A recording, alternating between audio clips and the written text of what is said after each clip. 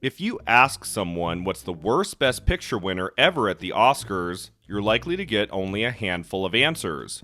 There's Shakespeare in Love, which many feel didn't deserve to win the top prize over Saving Private Ryan, and there's Green Book from the 2019 ceremony, where there were arguably much better candidates like Roma and The Favorite. If you go further back in time, you might hear 1952's The Greatest Show on Earth, which beat out High Noon, or 1956's Around the World in 80 Days, which beat out Giant. Cimarron, from 1931, which I made a video about a few months back, is also a really slow and creaky Best Picture winner. Sure, there are some who really don't like Driving Miss Daisy, or Forrest Gump, or American Beauty, but I feel like if you were to ask this question to enough people, the most common answer would be this one.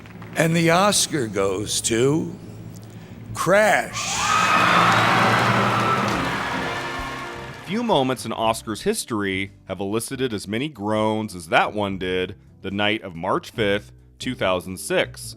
Hosted by Jon Stewart, the 78th Academy Awards was strangely one of the more predictable ceremonies we've had in the last 20 years, most of the major frontrunners winning throughout the night, only the occasional semi-surprise breathing some life into the ceremony, like It's Hard Out Here for a Pimp, winning the Oscar for Best Original Song. How come they're the most excited people here tonight? Why is that? They're thrilled. For the most part, we knew exactly what was coming. In the Best Supporting Actress category, Rachel Weisz pretty much had her win locked up with her previous wins at the Golden Globes and SAG. As I talked about in my recent Amy Adams video, the Junebug star had her best chance to win an Oscar to date that year, since she won Best Supporting Actress at Critics' Choice and the Independent Spirit Awards. But no, it was Weisz who took the trophy, as expected. And then in Supporting Actor, most correctly predicted George Clooney would win, not so much because of precursors, Clooney only won in this category at the Golden Globes, but because he was also nominated at the Oscars that night for writing and directing Good Night and Good Luck. All right, so I'm not winning director. Lead actor and lead actress were even more predictable, Philip Seymour Hoffman taking every major televised prize that season for his performance in Capote, and Reese Witherspoon winning everything too for Walk the Line. You could have argued a surprise victory in Best Actor for Heath Ledger, or maybe Joaquin Phoenix, but Hoffman won so many things to the point that he just couldn't be stopped for what would ultimately be his only Oscar win. And there was some talk in Best Actress that Felicity Huffman could overtake Witherspoon at the last minute for her role in Transamerica after her wins at the Golden Globes and Independent Spirit Awards, but again, Witherspoon was too far out front to be overtaken. Memoirs of a Geisha swept in many of the technical categories, as expected. King Kong won Best Visual Effects, as expected. And finally, everything pointed to the expected wins in Director and Picture for Brokeback Mountain, the landmark gay drama that took the award season by storm, winning Best Picture almost everywhere. But then, in a stunning upset, it was Crash and not Brokeback that won Best Picture at the Oscars. And 16 years later, it still kind of feels like we dreamed it, like it didn't actually happen. Oh, but it did. It really did. And in this video, I'm going to break down the many reasons why.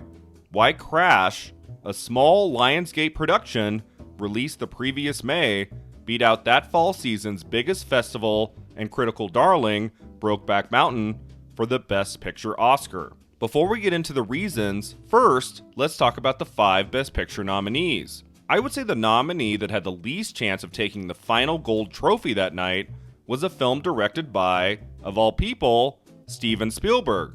Yes, I'm talking about Munich, the highly acclaimed real-life drama about the 5 men chosen to eliminate the people responsible for the Black September capture and massacre of Israeli athletes at the 1972 Olympics. Did we accomplish anything at all?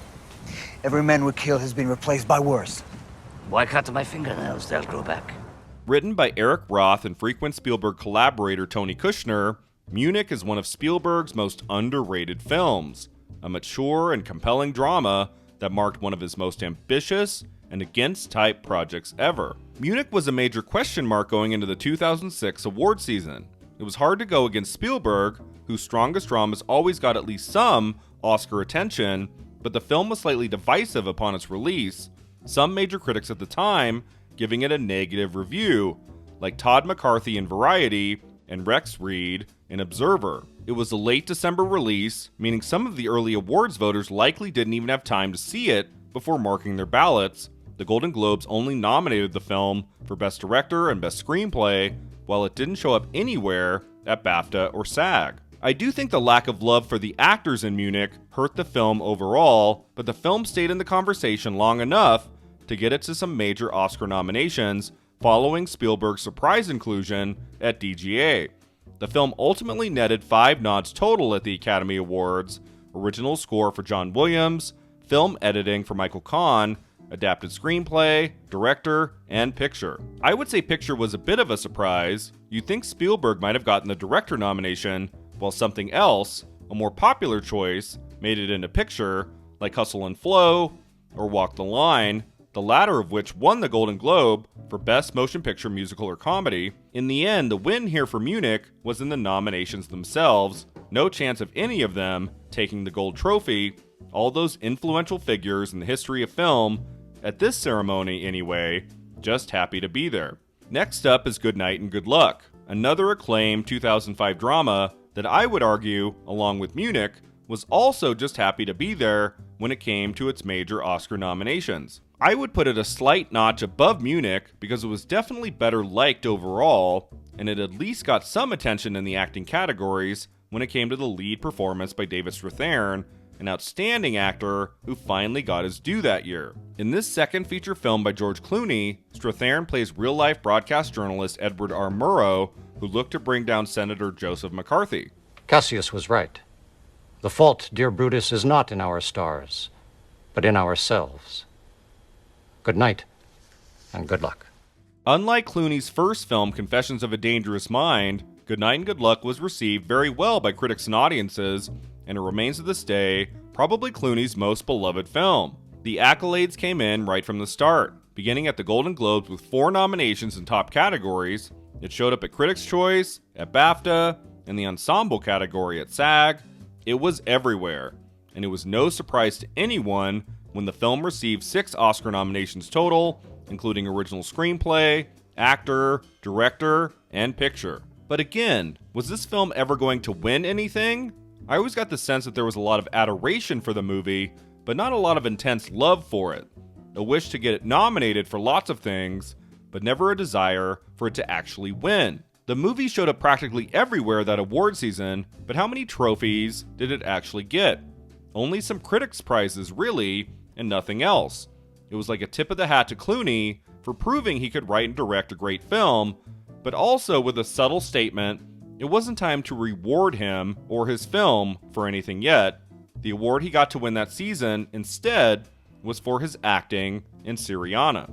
The next film to talk about is Capote, which I feel overperformed throughout the 2006 award season, the movie picking up nominations for so much more than Philip Seymour Hoffman's dazzling lead performance that had been heralded since the film festival circuit the previous September, and the story of how Truman Capote traveled to Kansas to research a murder case and ultimately formed a relationship with one of the killers, Perry Smith. Capote, written by Dan Futterman and directed by Bennett Miller, is an absorbing drama through and through.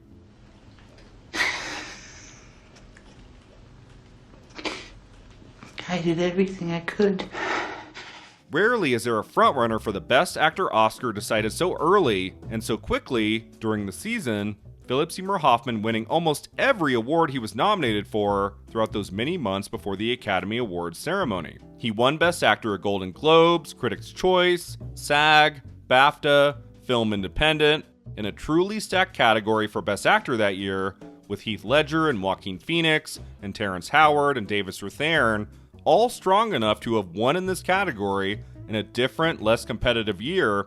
Hoffman managed to sweep past them always for his Best Actor trophies. It's ludicrous. I've been wanting to say that for a while now. It's ludicrous, and I've been given enough.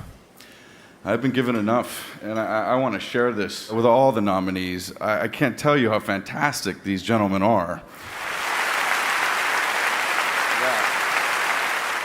But what about the movie itself? At the Golden Globes, only Hoffman was recognized, but then the film started picking up steam at Critics' Choice and BAFTA, receiving nominations for picture, director, and screenplay, and Catherine Keener, who plays Harper Lee in the movie, also started getting singled out for supporting actress nominations. This one could have gone either way when it came to the Oscars, possibly being shut out in most categories except for actor, but it made it into adapted screenplay, supporting actress for Keener, director for Bennett Miller. The love for the movie Capote was there, and I would argue it had a better shot to win picture over Good Night and Good Luck in Munich, since everyone was voting for Hoffman to win lead actor. If there was going to be a spoiler, Capote seemed like the obvious choice. But could anything really spoil Brokeback Mountain from winning the Oscar for Best Picture? It barely seemed possible going into the night, the movie the clear favorite of the five, beloved by many that award season, stretching from the film festival circuit in September and October all the way to the major televised awards the following year. This modern classic, directed by Ang Lee, tells of two shepherds, Ennis and Jack, who develop a sexual and emotional relationship over the course of many years in a place and time where that love was not accepted. Heath Ledger as Ennis and Jake Gyllenhaal as Jack gave two of the best performances of 2005 easily, and the movie is so beautifully made, so emotionally raw, it's difficult not to cry by the heartbreaking end. You count the damn few times that we have been together in nearly 20 years, and you measure the short fucking leash you keep me on, and then you ask me about Mexico, and you tell me you kill me for needing something I don't hardly never get. There had been successful gay dramas celebrated at the Oscars before, like The Crying Game, Philadelphia, and Gods and Monsters in the 1990s, but nothing like Brokeback Mountain, with all its depth and grace and nuance about a gay relationship, had ever overtaken award season quite like this before. The movie breaking new ground in LGBTQ cinema, audiences of every background and race and gender completely embracing it. This was the film of the moment in 2005, and it seemed the obvious choice to take the Best Picture prize at the Oscars, especially considering everything it had won up until that night. It won lots of prizes at the various fall festivals, and then it swept most of the televised awards. The sweep began at the Golden Globes, where it became the Oscar frontrunner with wins for screenplay, director, and motion picture drama. It won Best Picture and Director at Critics' Choice, and then it won Best Picture and Director at BAFTA. The one major acting award it got was Jake Gyllenhaal winning Best Supporting Actor at BAFTA too, and while the movie didn't win any SAG awards, by Oscar night, it seemed a foregone conclusion. No matter what was happening in the acting categories, it was absolutely going to win Best Director and Best Picture, same way $1 Million Baby won those two categories the year before, the same way The Lord of the Rings, The Return of the King won those two categories the year before that. Brokeback Mountain receiving 8 Oscar nominations total showed the support for the film was wide-reaching, the movie making it into most of the top categories, along with original score and cinematography. Other movies nominated for Best Picture that year were liked, or even loved, sure, but could anything really take down Brokeback Mountain? I mean, what the hell else was going to win? Good Night and Good Luck? Capote? Crash? Oh, Crash. Yes, it's time to talk about that year's final Best Picture nominee, the ensemble drama directed by Paul Haggis, which was the little movie that could, that award season, the story of many Los Angeles citizens with separate lives who collide in interweaving stories of race, loss, and redemption. Man, look around you, man. You couldn't find a whiter, safer, or better lit part of this city right now. But yet this white woman sees two black guys who look like UCLA students strolling down the sidewalk, and her reaction is blind fear? After making not much of a splash at the 2004 Toronto Film Festival, Lionsgate Films snatched up the rights and released Crash in theaters on May 6, 2005. The film was not a major critical hit, receiving mostly mixed reviews, but it was a modest hit at the box office, earning a little more than $50 million from a budget of only $6.5 million. Still, I'm not sure by that fall if Crash was on many awards prognosticators' radars. Lots of bigger, flashier, awards-baity movies coming onto the scene in the next few months, like A History of Violence, Walk the Line, and Memoirs of a Geisha, to name a few. It seemed like any one of these movies would easily take a Best Picture slot, especially over Crash, a small indie film released earlier in the year, and the Golden Globe Awards in early 2006 seemed to prove this when Crash missed in Director and Motion Picture Drama, only getting nominations for Best Screenplay and for Matt Dillon in Best Supporting Actor. That was a pretty weak showing to start off the season, but then the film started gaining momentum, seemingly with each next televised award show. It received 6 Critics' Choice nominations, including Director and Picture, and it won Screenplay and Acting Ensemble. At the Screen Actors Guild Awards, it won a major prize, which I'll talk about in a moment, and at BAFTA, it outperformed all expectations, receiving a whopping 9 nominations, including 3 in the acting categories, and some in technical categories like sound, editing, and cinematography. Clearly, something was happening. Awards voters were going back to this well-liked film and giving it a closer look, not only nominating it everywhere, but also giving it lots of awards. And at the Oscars, it managed 6 nominations, including Best Original Screenplay, Best Supporting Actor for Matt Dillon, Best Director, and Best Picture. The Little Movie That Could had made it into the top categories of the Academy Awards, and it looked like it could actually win a trophy or two. Original Screenplay seemed the biggest probability, since the movie did win the WGA award, but outside of that and maybe film editing, it didn't look like Crash would be walking away with much. As the ceremony progressed, it seemed like most predictions were being met.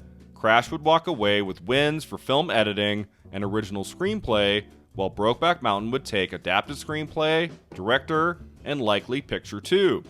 Ang Lee won Best Director, as expected, and then when Jack Nicholson took to the stage and started reading off the nominees, the end result seemed totally obvious. He was going to say Brokeback Mountain. It had won Best Picture almost everywhere else. It was a big winner in many categories that night, and it was going to be a great Best Picture winner for the history books. It was happening. The moment was finally here. And then Nicholson took a deep breath and said this. Yep, let's play it again. And the Oscar goes to Crash. I'll never forget that moment. I was 6 months away from coming out of the closet to friends and family. Brokeback Mountain was far and away my favorite film nominated for the top prize. It was a film that really meant something to me and that I wasn't able to stop thinking about. I liked the other 4 picture nominees, but Brokeback Mountain winning was going to be a big deal. A gay film embrace in a way no other truly had before. And watching Crash win instead, a movie that is solid, that is fine, but really nothing special, was an anticlimax of the highest order. And as the years have passed, the Crash victory just seems more and more idiotic, one of those rare years where the Academy just plain got it wrong. So how did it happen? How the hell did Crash win the Best Picture Oscar over Brokeback Mountain? Here are the top 5 reasons. The first reason Crash won was the surge in love and attention for the film that happened after its surprise win for Best Cast at the Screen Actors Guild Awards. It was getting some prizes here and there, from critics groups, from early award shows, but it was that win that truly propelled Crash to the top of everyone's consciousness as seemingly the only movie enough people could rally around to be the alternate choice for Best Picture at the Oscars. Remember, the biggest voting branch of the Academy is the actors, and they love movies with big ensemble casts. It's partly how Shakespeare in Love won Best Picture in 1999. It played a role in why 12 Years a Slave won over Gravity, and why Spotlight won over The Revenant. It's hard to win picture for a movie with a smaller cast, and when you think about it, Brokeback Mountain only really has a handful of characters, while Crash jumps around from one story to another, offering lots of great performances from actors who rarely had been that good before, namely Matt Dillon, Tandy Way Newton, and Sandra Bullock. These are actors people adore, and it wasn't hard to get enough voters to really go for this movie when the timing was right, and a SAG Ensemble win, while not always guaranteeing a Best Picture victory, think Sideways or The Trial of the Chicago 7, does always give a movie a major boost for the remainder of award season. It absolutely, like in the case of Parasite in early 2020, can propel a film's status far enough into voters' consciousness to ensure a Best Picture win at the Oscars, and that's what happened with Crash. The second reason Crash won was its dramatic overperformance during award season and that final home stretch to the Academy Awards. Its showing at BAFTA was telling, I think, the movie not only picking up nominations almost everywhere it could have, but it also earned 2 supporting actor nods, one for Matt Dillon and one for Don Cheadle, and Thandiwe Newton actually won Best Supporting Actress over people nominated for the Oscar like Catherine Keener, Frances McDormand, and Michelle Williams. Crash also won the AFI Award for Movie of the Year, the WGA Award for Best Original Screenplay, and the Film Independent Spirit Awards for Best Supporting Actor for Matt Dillon and Best First Feature. It didn't get PGA, that went to Brokeback. It didn't get DGA, that went to Ang Lee, but it won enough of those precursor prizes to get it firmly in the running for a potential upset on Oscar night. The third reason is that Lionsgate Films saw the potential in a Crash Best Picture win, and they went to town for months, flooding the industry with DVDs and for your consideration screenings and endless promotional materials and a massive advertising campaign that kept Crash alive long past its May 2005 theatrical release. Yes, a DVD screener of Crash went to every single SAG member, which likely helped in getting it that top ensemble prize, and Lionsgate was helped by others too, Oprah Winfrey inviting the cast on her show in October, and Roger Ebert picking Crash as the best film of the year in December, but I firmly believe Lionsgate Films' extraordinary For Your Consideration ad campaign helped push Crash over the finish line.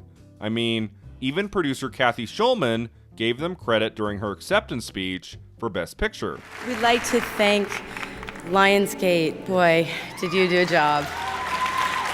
John Feldheimer and everyone in every office of that building, and we would not be here today if it were not for Tom Ortenberg and for Sarah Greenberg. Thank you.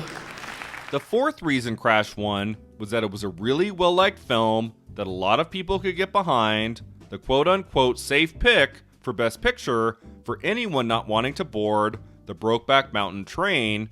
Munich is a fairly divisive movie, dark and slow, with a near 3-hour running time. Good Night and Good Luck was black and white, and maybe not everyone's cup of tea.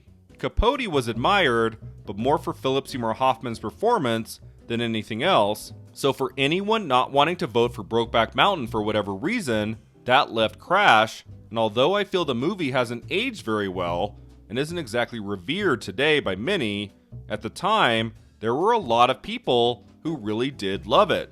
Critics, audiences, and awards voters. Crash wasn't going to win if it wasn't highly liked or loved, that's obvious. There was enough passion behind it at the time to get it to a win, like it or not. Finally, the fifth and very sad reason I believe Crash won is that yes, there was a lot of homophobia in 2006, and there were likely enough Academy voters, probably older, probably male, and most assuredly very, very straight, who no matter what they thought of Brokeback Mountain as a movie and as an artistic achievement, just couldn't vote for it in the Best Picture category. What movie could they turn to instead? Well, a film about race relations, about issues of the day, that might have entertained them more and offered a large ensemble of actors they admired. Enough voters who didn't want to vote for the quote-unquote gay cowboy movie could turn to the most popular alternative, and so therefore, it was Crash that won Best Picture at the 78th Academy Awards, and not Brokeback Mountain. Ultimately, that choice by the Academy, one of the most shocking upsets in the picture category in the entire history of the Oscars, has not sat well for many throughout the years, Crash appearing on most lists of terrible Best Picture winners, IndieWire in 2017 picking it as the worst Best Picture winner of the 21st century, and BuzzFeed in 2019 picking it as the third worst Best Picture winner of all time, behind only The Greatest Show on Earth and Gigi. Now, is Crash really that bad? I mean, the performances are solid, some scenes have emotional weight and power, but overall, as a whole, it's just kind of average, and I do think it's a stain on Oscar's legacy that Crash managed to beat for Best Picture what I think is a stone-cold masterpiece, Brokeback Mountain, that only gets better and more rewarding with each viewing, Heath Ledger's untimely passing in 2008 giving the film a haunting, and enduring, and emotionally devastating quality that truly, Best Picture win or no Best Picture win, will never be diminished. Thanks so much for watching. If you enjoyed this video, don't forget to like and subscribe, and let me know in the comments below what you wanted to win Best Picture at the 78th Academy Awards. Was Crash the right choice, or do you agree with me that Brokeback Mountain should have won instead? See you next time.